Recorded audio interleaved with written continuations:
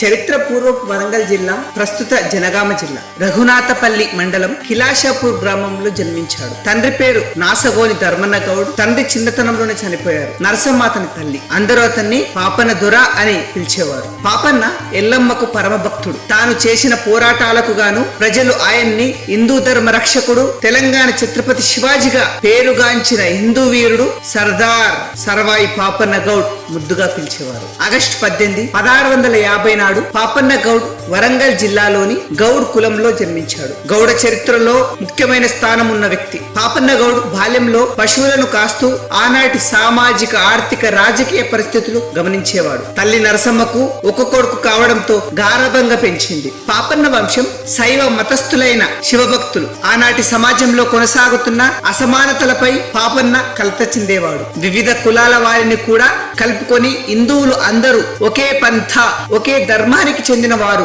అలాంటప్పుడు వారిలో భేద భావాలు ఉండకూడదు అనేవాడు పాపన్న గౌడ్. సమాజంలోని అసమానతలపై యుక్త వయసు వచ్చే నాటికి క్రమక్రమంగా వ్యతిరేకించాడు. వీటిని ప్రోత్సహించిన తురకాలపై తిరుగుబాటు జెండా ఎగరవేయాలని ఎప్పుడు మనసులో తలస్తూ ఉండేవాడు. ఇతర కులాల వారితో కలిసి తిరుగుతూ మనమంతా హిందువులం, మన మాతృభూమి ఈ మట్టి తల్లియే, మనదైన నాగరికత, సంస్కృతి హైందవ ధర్మమే అని వాళ్ళందరితో చాటి చెప్పి మనమంతా కులాలకు అతీతంగా కలిసి హిందువులుగా కలిసి ఉండాలి, నడవాలి అంటారానితనం, అసమానతలకు కారకులైన తురకలను అంతమొందించాలని వారందరిలో ధర్మం పట్ల భక్తిని, పరాక్రమాన్ని గుర్తు చేశాడు. వీరిలో చాకలి నరసన్న, మంగలి మాసన్న, కుమ్మరి గోవిందు, జక్కుల పెరమాళ్ళు పాపన్న ప్రధాన అనుచరులుగా ఉండేవారు. పాపన్న చుట్టుపక్కల హిందువులపై జరుగుతున్న తురకల ఆకృత్యాలను, వాళ్ళు చేసిన దుర్మార్గపు పాలన విషయాల గురించి చర్చలు గంటల తరబడి మాట్లాడుకునేవారు. ఒకసారి తురక సైనికులు పాపన్న వద్ద కళ్ళు తాగి వెళ్లిపోవుటకు సిద్ధమవుచుండగా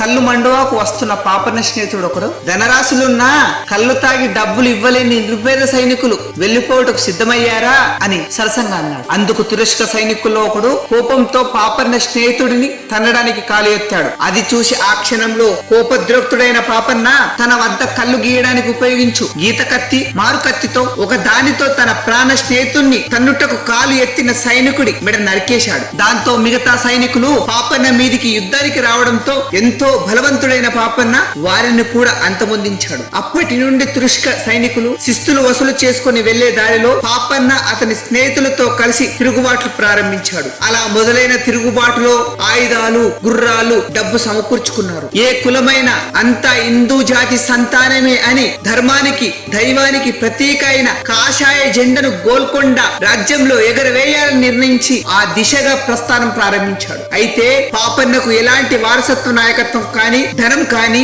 అధికారం కానీ లేవు. గొరిల్లా సైన్యాన్ని తయారు చేసి ఆ సైన్యం ద్వారా మొఘలు సైన్యంపై దాడి చేసి మన సొంత ఊరు కిలాషాపూర్ ను రాజధానిగా చేసుకొని 1675 సంవత్సరంలో సర్వాయిపేటలో తన రాజ్యాన్ని స్థాపించాడు. నిజాం ఆకృత్యాలపై తన పోరాటంలో పాపన్న ఒక్కో మెట్టు ఎక్కుతూ దాదాపు 12,000 మంది సైనికులను సమకూర్చుకొని ఎన్నో కోటలను జయించి చివరకు గోల్కొండ కోటను స్వాధీనపరుచుకొని 7 నెలల పాటు అధికారం చెలాయించాడు. అప్పటి వరకు అందమైన హిందూ స్త్రీలను తురక నవాబులు, వారి తురక సైనికులు ఎత్తుకెళ్లేవాళ్ళు. హిందూ స్త్రీలపై అత్యాచారాలు చేసేవారు. ముళ్ళును ముళ్ళుతోనే తీయాలనేది పాపన్న నైజాం. దానిలో భాగంగానే పాపన్న ముస్లిం మతానికి చెందిన ఒక స్త్రీని వివాహం చేసుకున్నాడు. ఆమె భువనగిరి కోట ఫౌర్జార్ మిలిటరీ గవర్నర్ సోదరి. భువనగిరి కోటను రాజధానిగా చేసుకుని అతను 30 సంవత్సరాలు పరిపాలించాడు. మన తెలంగాణ నేలపై మనం మరవకూడని హిందూ ధర్మరక్షకుడు, హైందవ వీరుడు సర్వాయి పాపన్న గౌడ్ ను మనసారా ఆయనను స్మరించుకుందాం. వందే మాతరం.